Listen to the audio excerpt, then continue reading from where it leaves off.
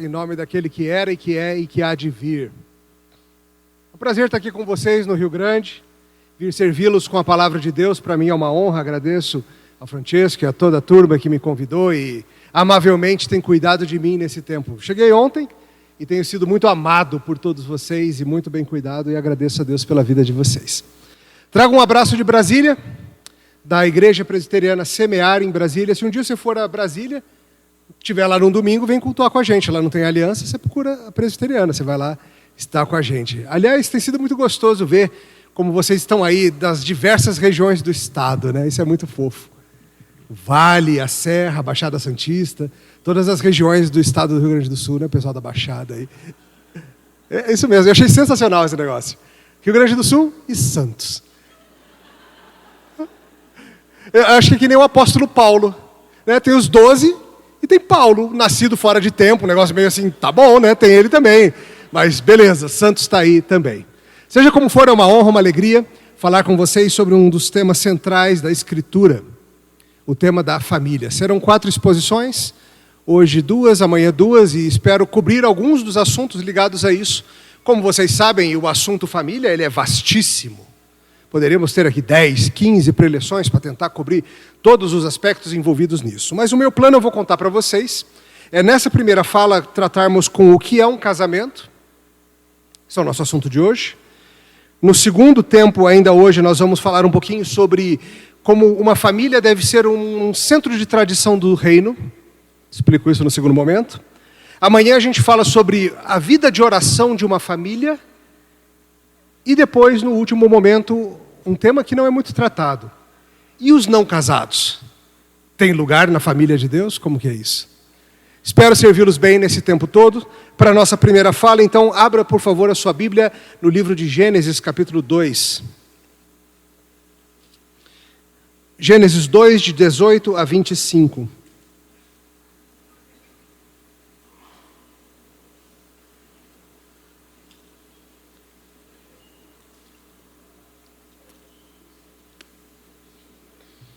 Gênesis, vocês acham rapidinho, né? Rapidamente vocês encontram. Gênesis 2, de 18 a 25, eu estou lendo da Almeida Revista Atualizada, talvez você tenha uma versão um pouquinho diferente, não é problema, só acompanha aí a leitura e atenção para a leitura da palavra do Senhor. Disse mais o Senhor Deus: não é bom que o homem esteja só. Far-lhe-ei uma auxiliadora que lhe seja adequada. Havendo, pois, o Senhor Deus formado da terra todos os animais do campo e todas as aves dos céus, trouxe-os ao homem para ver como este lhes chamaria. E o nome que o homem desse a todos os seres viventes, esse seria o nome deles. Deu nome o homem a todos os animais domésticos, às aves dos céus, a todos os animais selváticos. Para o homem, todavia, não se achava uma auxiliadora que lhe fosse idônea. Então, o Senhor Deus fez cair pesado sono sobre o homem, este adormeceu, tomou uma das suas costelas e fechou o lugar com carne. E a costela que o Senhor Deus tomara ao homem, transformou-a numa mulher e lhe a trouxe. E disse o homem: esta, afinal, é osso dos meus ossos, carne da minha carne. Vou chamá-la de varoa, porque do varão foi tomada. Por isso, deixa o homem pai e mãe, e se une à sua mulher, tornando-se os dois uma só carne. Ora, um e outro, o homem e sua mulher, estavam nus e não se envergonhavam. Até aqui a Escritura. Vamos pedir a ajuda do Senhor? Deus amado, nós estamos diante de Tua Palavra e nós pedimos que ao considerarmos o que ela nos ensina, o Senhor trabalhe em nossos corações, o Senhor nos traga a submissão à Tua Palavra e nos encoraje em Cristo. No nome de Jesus. Amém. Vocês se lembram de um livro chamado Homens são de Marte, Mulheres são de Vênus? Lembra desse livro? Ele se tornou um best-seller alguns anos atrás e realmente ficou bastante famoso, e a premissa era muito básica. Homens e mulheres são tão diferentes e reagem de maneira tão distinta nas situações da vida, por exemplo, como gostam de ser afirmados, como são consolados, o que faz com que se sintam valorizados. É tão diferente o jeito do homem e da mulher que é que nem se fosse gente de 2 diferentes planetas que se encontraram no planeta Terra. Marte, claro, ligado à visão do Deus da guerra e o homem sendo mais da guerra. E a mulher seria de Vênus, porque Vênus, da forma pagã de pensar, está ligada ao amor. Será que há alguma verdade nisso? O que vocês acham? Homens e mulheres são tão diferentes assim? Eu pedi ajuda a alguns amigos, homens e mulheres, para montar uma listagem de algumas coisas que homens e mulheres são bem diferentes. E sim, listas são sempre um pouco injustas e um pouco estereotipadas. Mas vamos ver se vocês concordam que homens são disso e mulheres daquilo. Por exemplo, alguns amigos falaram que homens são de exatas e mulheres são de humanas. O que vocês acham? Um pouquinho, não muito. Os homens levam refrigerante no evento da igreja. As mulheres salgados e doces. Isso é verdade e muito injusto. Os homens comem tudo e levam só um refrizinho. Homens são de Tolkien, mulheres são de Jane Austen. Em alguma medida, né? Homens são de The Walking Dead, mulheres de Grey's Anatomy. Acho que essa é verdade, né? Vocês gostaram. Homens são doutrina, mulheres são prática. Homens são de inverno e verão, mulheres primavera e outono. Achei interessante essa. Um outro amigo disse, homens são do jiu-jitsu e do karatê, e as mulheres do balé. Eu não sei, porque tem muita mulher que gosta de um jiu-jitsuzinho, não tem? Algumas de vocês. Homens são da 4 rodas e mulheres da revista Cláudia. Isso era no tempo que as pessoas liam revistas. Vocês jovens nem sabem do que eu estou falando, né? Nunca viram uma revista. Homens são do truco e mulheres da canastra. O homem toma expresso, a mulher um latte macchiato, com leite de soja, alguma coisa assim, estévia. Todos tomam shima, né? Já aprendi isso, shima é de todo mundo, tá bom. O homem passa frio sem reclamar. A mulher reclama do frio até quando não está frio. Homem é da musculação, mulher é do Aera Bahia. Homem é do Android, mulheres da Apple. Não sei. Homens precisam, quando vão se preparar para a malinha da Bienal, homens precisam só de um cortador de unha. As mulheres de um cortador, da lixa, do alicate, hidratante de cutícula, 2 tipos de base e 4 opções de esmalte. Afinal, são 4 dias fora. Verdade? Homens são comandos em ação e mulheres ursinhos carinhosos. Essa maioria de vocês não sabe do que eu estou falando. Homens são da Coca-Cola. Mulheres do suco de abacaxi e hortelã batido com adoçante. As mulheres, quando estão preparando um casamento, cuidam de todos os detalhes. O homem só quer saber se vai ter coxinha. Os homens são do estádio, as mulheres são do shopping, os homens são da churrascaria, as mulheres são do brunch. Os homens são do adicional de bacon e as mulheres da salada e sobremesa. Eu sei que é um pouco estereótipo e tem muita verdade aí também, não tem? Porque no final das contas a gente sabe que homens e mulheres foram feitos pelo Senhor de um jeito diferente. Tem, claro, muita coisa aí que é cultura, muita coisa que é jeito de família, mas tem umas atitudes que são claramente masculinas e outras que são mais femininas. Eu lembro uma vez colocando uns furos no suporte para pendurar a televisão lá em casa, eu furando. Eu não sou muito bom nessas coisas, mas estava tentando, furei errado lá, mesmo com o gabarito, ficou um negócio torto, horrível. Eu pensei, a TV vai tapar. Não preciso tapar o buraco, a TV vai tapar. Na minha cabeça masculina, beleza. Eu falei para minha esposa e já dando a solução, explicando para ela, vai ficar aqui, não vai aparecer. Ela me olhando assim, sem responder nada, cara, só me olhando. Aí eu falei, mas você vai saber que está lá o furo, né? Ela, que bom que você me conhece, marido. E assim vai. Ou outras coisas que nós homens achamos que somos capazes de fazer sozinhos. Nessa mesma casa, quando mudamos para lá, precisava trocar o filtro, né? E tinha que abrir lá o negócio de água, onde vai o filtro. E, obviamente, você sabe o que você tem que fazer antes de tirar aquele tampão, homens. O que você tem que fazer antes de tirar o plug? Fechar o registro. Claro que eu fui fechar o registro. Mas a rosca não estava boa, não estava funcionando, estava gasto, assim, girando em falso, sabe? Aí o que eu pensei? Se eu for bem rápido, eu consigo tirar o plug e pôr o filtro. Pá! Sabe? Tchá, tchá! Já vai dar. Não estava preparado para a força do jato.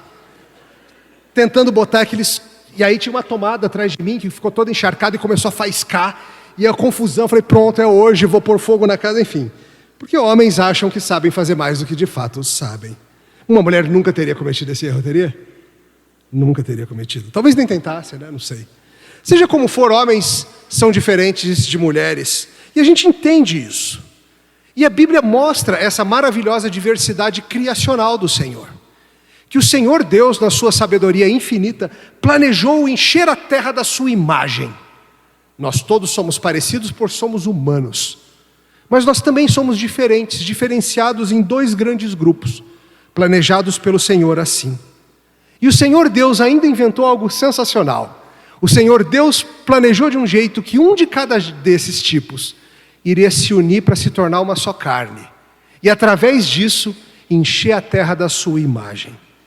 A terra é cheia de coisas impressionantes, mas nada é mais impressionante do que isso, o casamento. Hoje nós falaremos sobre esse assunto, sobre como Deus, de 2 seres parecidos e diferentes, resolveu uni-los para encher a terra. E nós vamos aprender, em resumo, que o casamento é o pacto de companheirismo entre um homem e uma mulher, que refletem a glória de Deus ao se tornarem uma só carne. Seu resumo: o casamento é um pacto de companheirismo entre um homem e uma mulher, que deixando pai e mãe se unem em uma só carne para a glória de Deus. Vamos ver isso? Primeira verdade que eu quero considerar com mais calma é que Deus cria o casamento para que haja companheirismo na diversidade.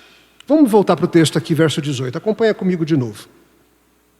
Disse mais o Senhor Deus: não é bom que o homem esteja só. Far-lhe-ei uma auxiliadora que lhe seja idônea. Havendo, pois, o Senhor Deus formado da terra todos os animais do campo, as aves do céu, trouxe-os ao homem para ver como estes lhe chamaria. E o nome que o homem desse a todos os seres viventes, este seria o nome deles. Deu nome o homem a todos os animais domésticos, às aves dos céus e a todos os animais selváticos. Para o homem, todavia, não se achava uma companheira que lhe fosse adequada. Então o Senhor Deus fez cair pesado sono sobre o homem, este adormeceu, tomou uma das suas costelas, fechou o lugar com carne, e a costela que o Senhor Deus tomara ao homem, transformou-a numa mulher e lhe a trouxe. E disse o homem: esta, afinal, finalmente, é osso dos meus ossos e carne da minha carne, eu vou chamá-la de varoa, porque do varão foi tomada. Nós estamos aqui ainda no início da história do mundo, na história humana. Deus fez o homem e o colocou no jardim para o cultivar e guardar, o proibiu de comer apenas uma das frutas, as outras podia todas. Diferente dos outros seres, Deus faz o homem primeiro. Nos outros seres, Deus já faz o parzinho, o jacaré, a jacaroa, o bem-te-via, bem-te-via, já faz todo mundo de uma vez só. E Deus coloca o homem no jardim, perfeitamente preparado para que ali ele crescesse e florescesse. E Adão logo começa a pôr em prática a ordem que recebeu do seu Criador de cultivar e guardar o jardim. Como um profeta, sacerdote e rei, cabia a ele, e depois aos seus descendentes, a tarefa de proteger o jardim de todo mal, físico ou espiritual, e ao mesmo tempo cultivá-lo e levá-lo adiante, enchendo a terra. Certo dia, Deus, já sabendo que o homem precisava de uma companheira, faz com que essa necessidade fique óbvia para ele também. Deus dá para Adão uma tarefa de dar nome para os bichos. Os animais vão sendo trazidos no jardim diante de Adão, e Adão vai escolhendo um nome para eles. A gente não tem esses nomes. Isso é legal ter, não ia? E veja, não é que nem quando você dá nome para o seu bichinho, Fofinho, ou Larry, ou seja qual for o nome. É algo diferente. Provavelmente uma descrição que fizesse sentido diante do que aquele bicho é. Talvez, por exemplo, algo como hipopótamo, o cavalo do rio. Tinha cavalo, tinha o do rio, o cavalo do rio, né? Parece um pouco. Seja como for, o Senhor foi trazendo, e passou leopardo, e passou guaxinim, e passou albatroz, e passou lobo do mar, e passaram os shih tzus. A gente não sabe se Deus foi trazendo absolutamente um de cada espécie, subespécie possível, seja como for. Talvez o básico das aves e dos animais da terra, selvagens e seja como for. E certamente Adão vai percebendo nessa tarefa que o elefante tem alguém que parece muito com o elefante, mas é diferente também. O leão tem alguém que parece com o leão, mas menos cabelo. E ele vai vendo que tem parecidos e semelhantes, mas também tem diferença. E Deus vai falando: não é bom que você esteja só, Adão. Você precisa de alguém que seja sua companhia. E uma companhia que seja diferente e parecida com você. Alguém que seja como você, mas diferente, para espantar a solidão. Veja, viúvos, solteiros, divorciados não estão condenados a uma vida solitária. É o nosso assunto de amanhã. Mas especificamente nessa situação, Deus declara que é importante que o homem, para cumprir as tarefas dos mandatos de Deus, tivesse alguém ao seu lado, uma auxiliadora que lhe fosse adequada.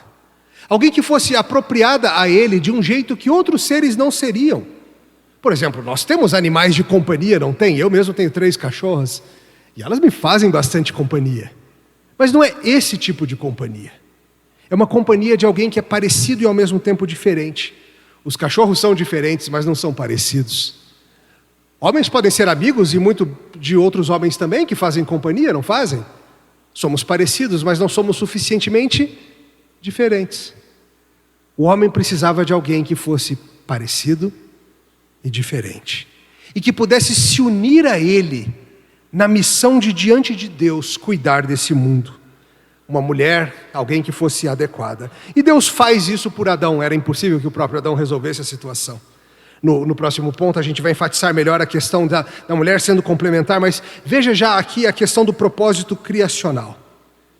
Deus faz para que houvesse um relacionamento de coração, um pacto, uma aliança, que resultasse na intimidade sexual, mas não somente nisso, entre um homem e uma mulher.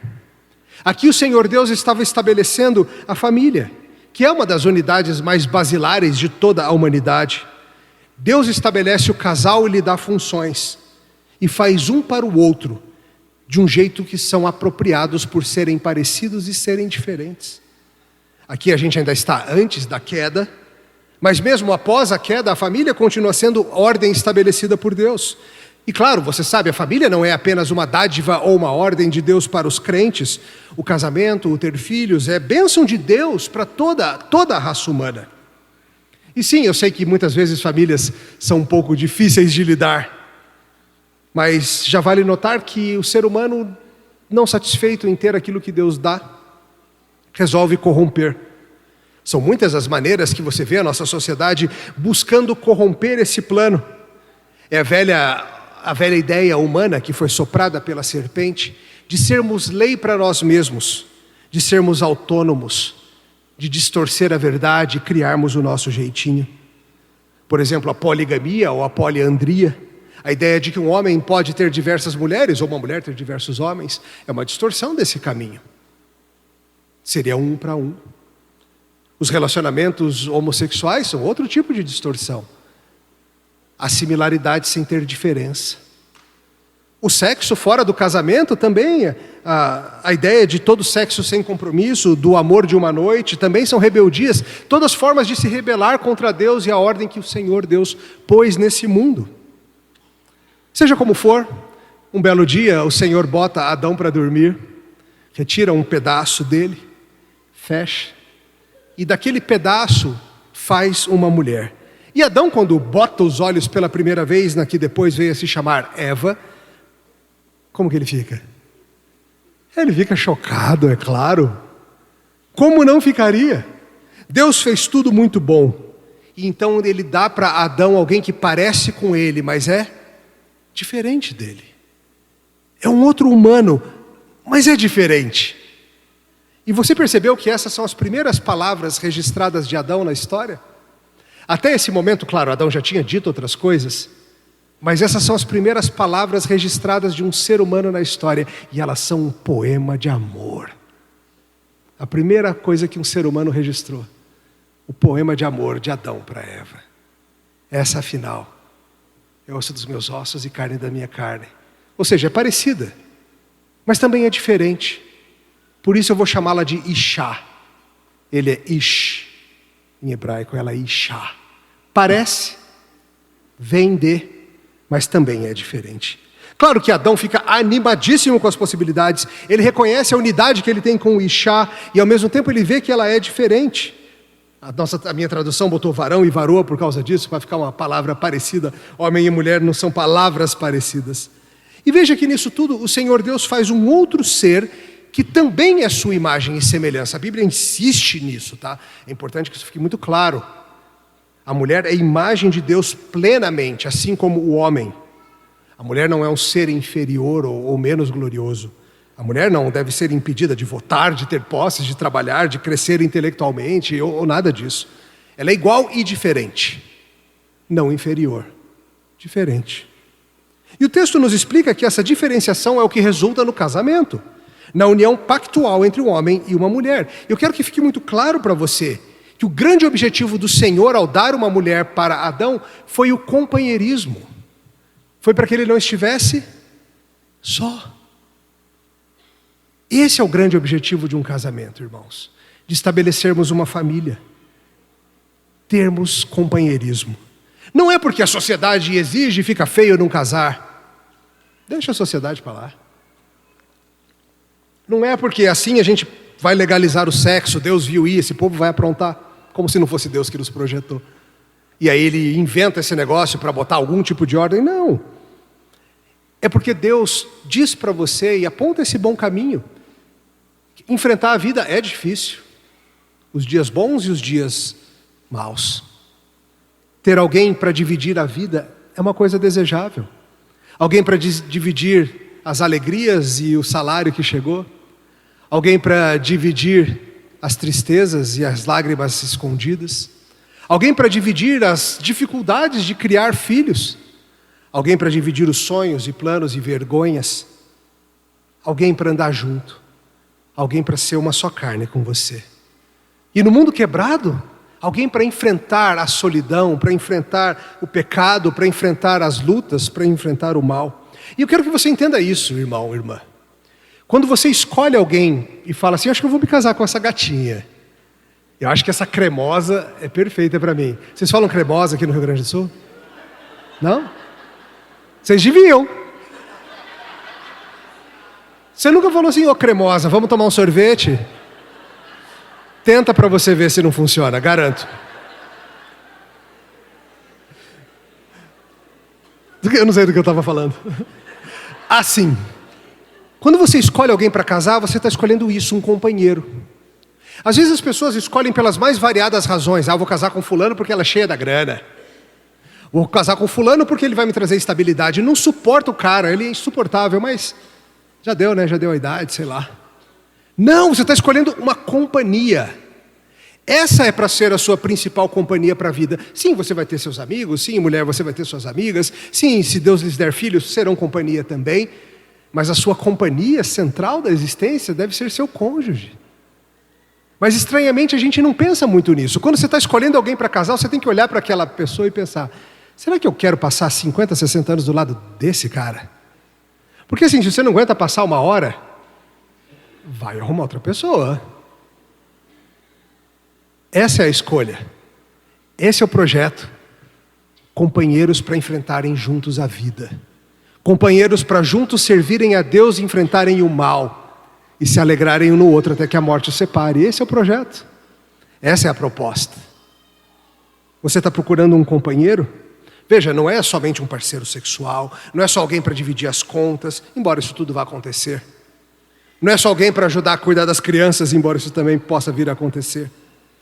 É um parceiro para a vida. Você que ainda não escolheu alguém, não se esqueça disso, tá? É acerca de companheirismo, acima de tudo. Não se case com alguém que você não gosta da companhia. É um contrassenso diante do plano do Senhor. Alguém que você consegue se ver gastando os dias, as horas, a meia-idade, a velhice. Escolha um companheiro que te deixe assim que nem Adão ficou. Alguém que você olha e fala, eu não consigo imaginar que a vida sem ela vai ser melhor do que com ela. Então eu quero. Essa é a primeira verdade. O casamento é um pacto de companheirismo entre um homem e uma mulher.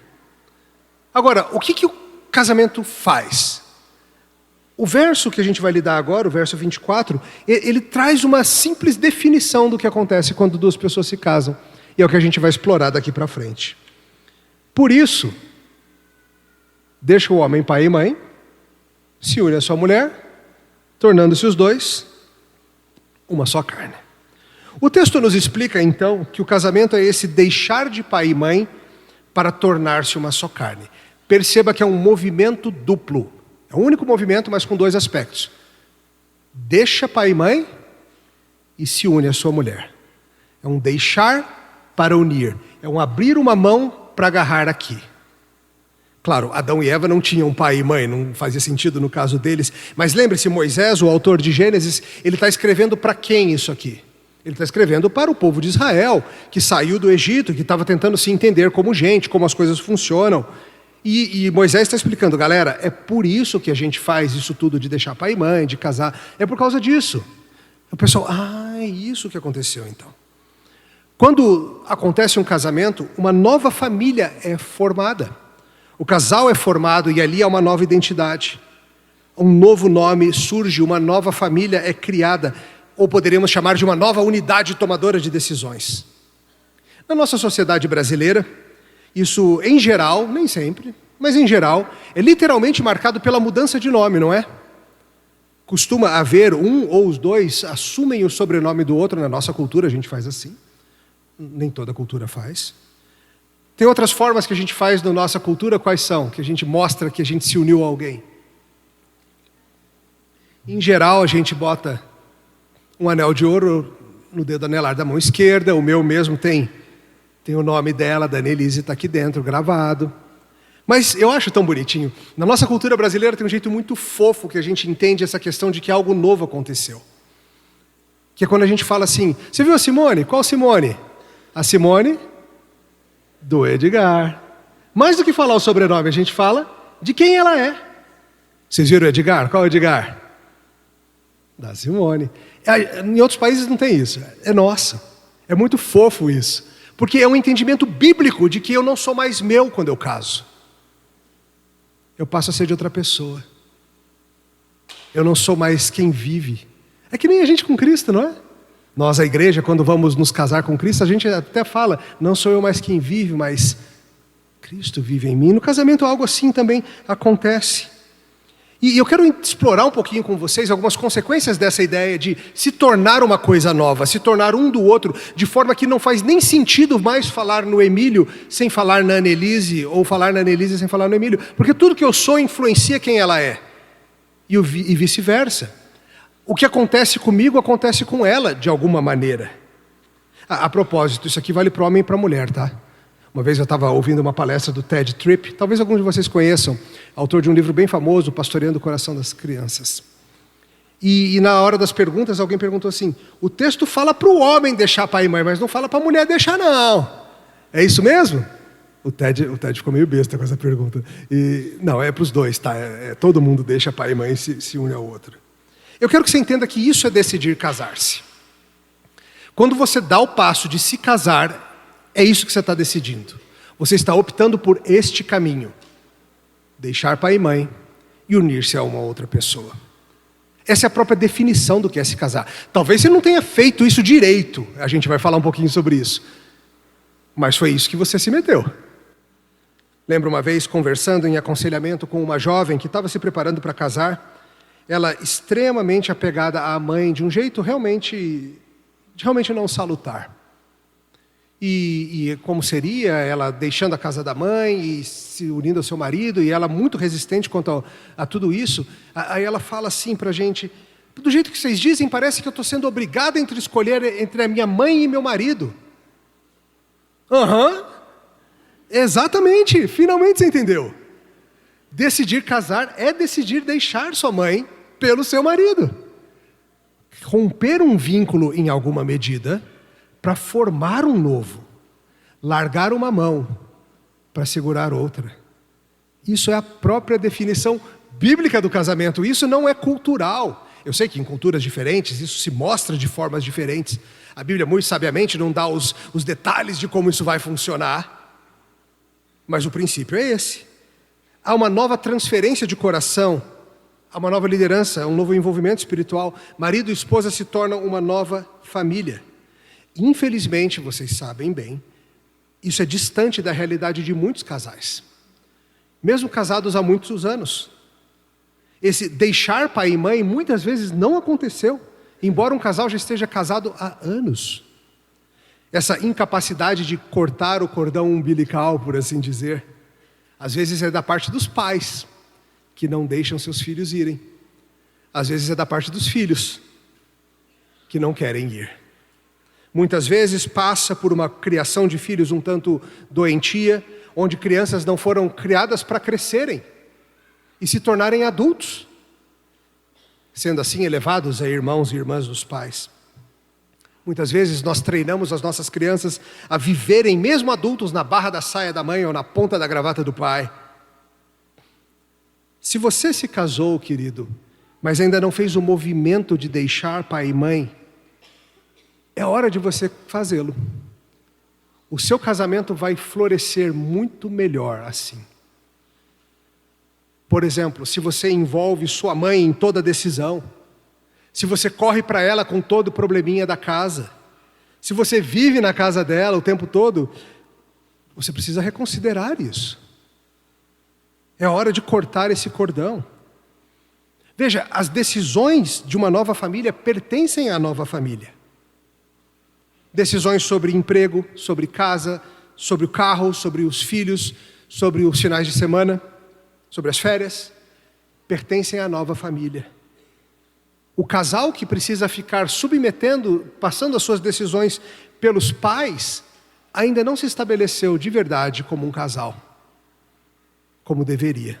Isso vai dar problema. Talvez já esteja dando, né? Veja, não é que a gente nunca pode consultar a sabedoria dos mais velhos. Claro que podemos, mas a decisão é nossa. A decisão é nossa. Pais, entendam isso. Às vezes é muito difícil para a gente deixar os nossos filhos irem e tomarem decisões que não são exatamente as que a gente tomaria. Não dói, não dói? Quando você vê seu filho casado, comprando um carro que você nunca compraria. Você fala assim, não acredito, filho, que você vai gastar dinheiro nisso aí. É o dinheiro dele que ele trabalhou? Você criou ele para ser um homem, não criou? Deixa ele tomar as decisões dele. Mesmo que erre aqui ou acolá.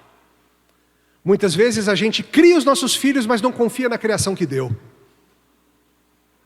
A gente diz, fomos bons pais, mas a gente se recusa a deixá-los mostrarem isso por meio da vida deles.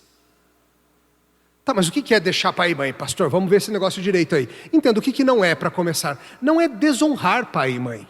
O 5º mandamento é válido para sempre. Filhos de 70 anos têm que continuar honrando os seus pais de 90. Você nunca vai chegar a uma idade em que você vai estar liberado para desonrar os seus pais. Não é isso. Também não é abandonar os seus pais.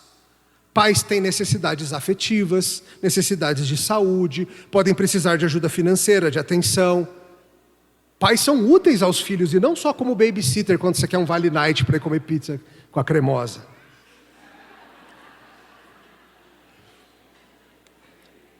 Pode ser que a vida, na providência de Deus, traga situações em que você vai precisar levar um dos pais para sua casa. Tudo bem, mas é preciso que se entenda. Foi formada uma nova família, é a própria definição do que é um casamento. E essa nova família consiste em marido e esposa e filhos que porventura venham, até que eles cresçam e também deixem pai e mãe. Deixar pai e mãe normalmente passa por deixar a casa do pai e mãe, tá? Sim, eu sei que existem circunstâncias e circunstâncias. Não estou querendo ser aqui totalmente taxativo. Pode ser que um casal casado precise morar na casa dos pais um tempo? Pode ser. A vida tem das suas. Mas isso deve ser a exceção. E pelo menor tempo possível. É melhor para vocês dividirem uma kitnet, só vocês, do que viverem na mansão dos pais. De novo, pode ser que circunstâncias da providência do Senhor obriguem a um retorno.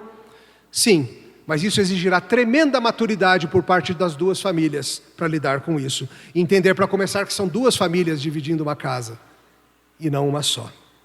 Aliás, uma das grandes dificuldades do nosso coração, não é um dos nossos assuntos hoje, mas a ordem bíblica de Efésios 5, de o homem liderar a sua casa e a esposa responder, ela já é difícil.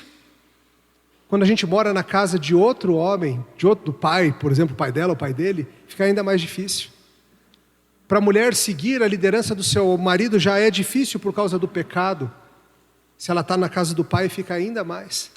Para um homem assumir a responsabilidade da vida, de comandar, ser cabeça do lar e cuidar de seus filhos, provendo, protegendo, liderando, amando, a ponto de morrer, já é difícil para a gente. Quando a gente tem a competição do sogro, fica ainda mais complicado. Se houver outro líder, as coisas ficam confusas. Esse rompimento precisa acontecer. uma nova família é formada. O tempo da nova família diz respeito à nova família. Isso gera atrito, não gera? Como vai ser agora? Com que frequência a gente vai visitar nossos pais? Sempre é difícil chegar nisso. E aí, como é que a gente vai fazer? Tem que almoçar na casa dela, da mamãe todo sábado? E do seu pai todo domingo? E no Natal a gente vai passar com quem? Vocês sabem que essas coisas são delicadas. O casal novo, a família nova, precisa de tempo para si, queridos. Sempre será assim, mas especialmente no início. Quando um homem se junta a uma mulher, eles estão ainda aprendendo a se tornarem uma só carne. A vida é difícil, estão ocupados com o cotidiano. Se nós não deixarmos os filhos irem, a adaptação vai ser muito mais difícil. O tempo do novo casal tem que ser respeitado. As decisões agora dizem respeito à nova família. Decisões de carreira, por exemplo. Mudar de emprego, mudar de ramo. Aceitar um emprego em outro estado. Quem sabe na longínqua Baixada Santista, seja onde for que fica isso. A quem é que cabe essa decisão? A nova família. Ah, mas é impossível mudar para longe de mamãe. É? Percebe que se houver uma dependência financeira, isso fica mais difícil, claro. Decisões sobre quando ter filhos, ou começar a tentar tê-los. E quantos? Os avós ficam loucos, né, com esse negócio de filho. Com essa pressão maluca. Cadê netinho? Quero netinho, cadê netinho? O que vocês estão fazendo que não estão me dando netinho? Decisões sobre onde morar. Essas são decisões da nova família, irmãos. De novo, há situações de enfermidade, etc., que podem mudar isso, mas isso é normal. As finanças dizem respeito ao novo casal. O quanto o casal ganha, como decide usar o dinheiro. O orçamento é privativo da família. Não precisa e nem deve ser aberto aos outros, sejam pais, sejam irmãos. Seus gastos, seus usos é uma nova família. E essa nova cultura familiar vai ser difícil de ser estabelecida. Porque são pessoas diferentes. Você que é pai e mãe, é hora de entender que vai chegar uma hora em que seu filhinho vai se casar. Agora ele está lá nas crianças, né? Aquela coisinha preciosa. Um dia uma mulher malvada, querida, vai roubá-lo de você. Você cuida tão bem dele. Talvez ele goste até mais da polenta que ela faz do que da sua. Vai ser difícil. Mas você vai ter que deixá-lo ir. Ele não pertence a você, ele pertence ao Senhor. Ele está sob os seus cuidados por um tempo. Até que Ele te deixe para formar uma nova casa. Em honra e glória ao Senhor. E você vai precisar parar de se meter nas decisões financeiras, no planejamento, no cotidiano, na rotina deles. Eles vão ter que deixar vocês. E se você não facilitar isso, talvez eles nunca cresçam adequadamente como homem e mulher, como pai e mãe, como marido e esposa, como eles devem vir a ser. Deixar pai e mãe não é fácil. Nem para o pai, nem para a mãe, nem para os filhos. Mas é bíblico. É o caminho que Deus espera. Deus está enchendo o mundo com sua imagem. E nós devemos espalhá-la por aí. Claro, tem o outro lado também, que é o tornar-se uma só carne. Esse é fácil. É?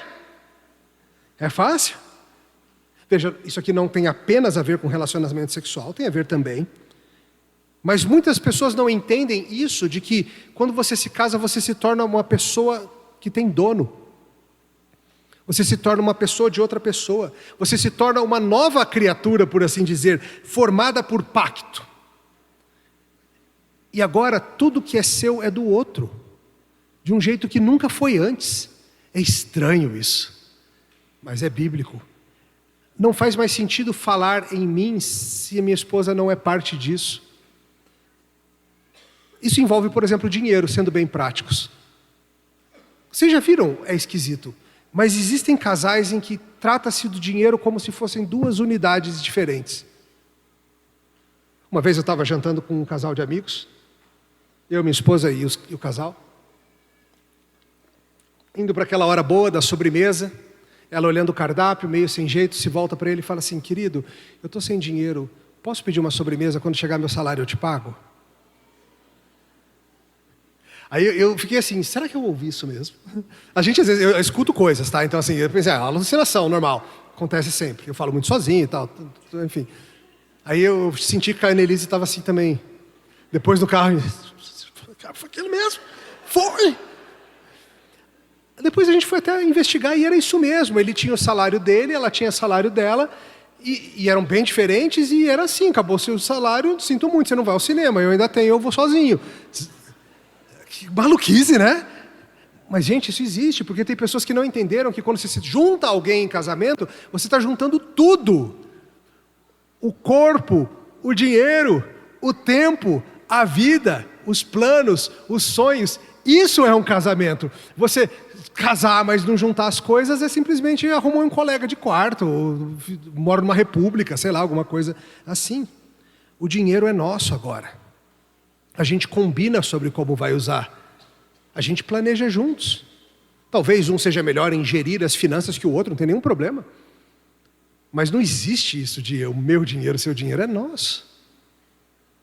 Os planos da família. De novo, às vezes as pessoas, casais, vivem como se fossem meros companheiros de quarto. Seus planos, seus sonhos, tudo isso agora, você decidiu se casar, significa que você não tem mais planos só seus. Nem sonhos só seus.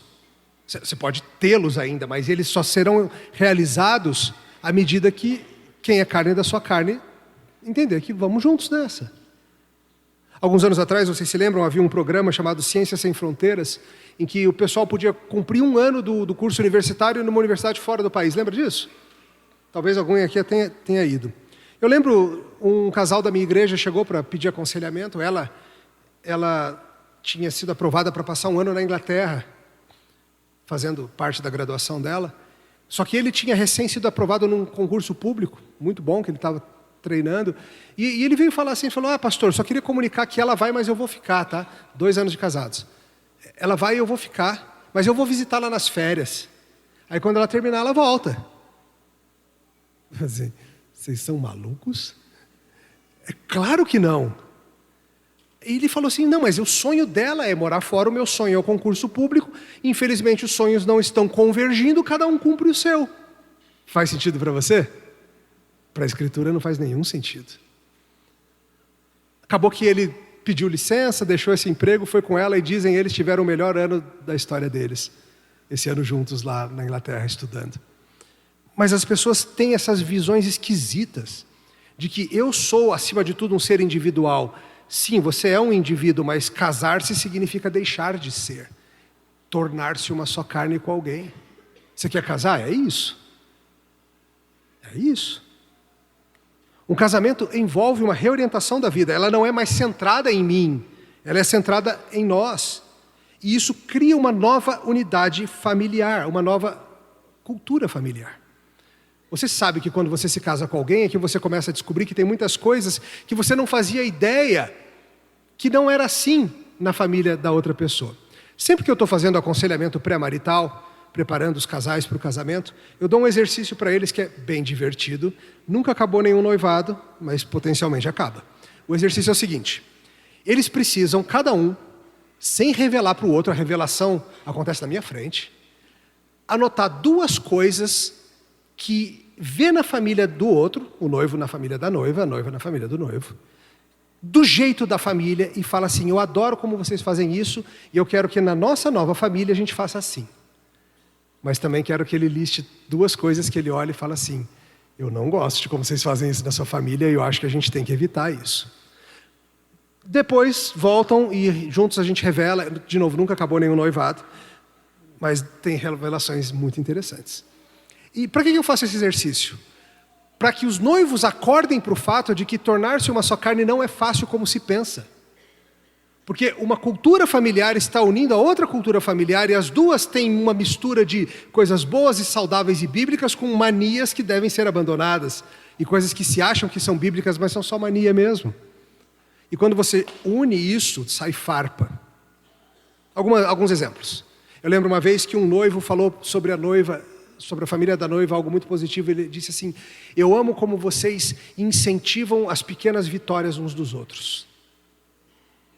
Eu vejo isso na sua família. Uma boa nota numa prova, um dia bom de trabalho, 1 quilo perdido na dieta. Vocês celebram as vitórias uns dos outros.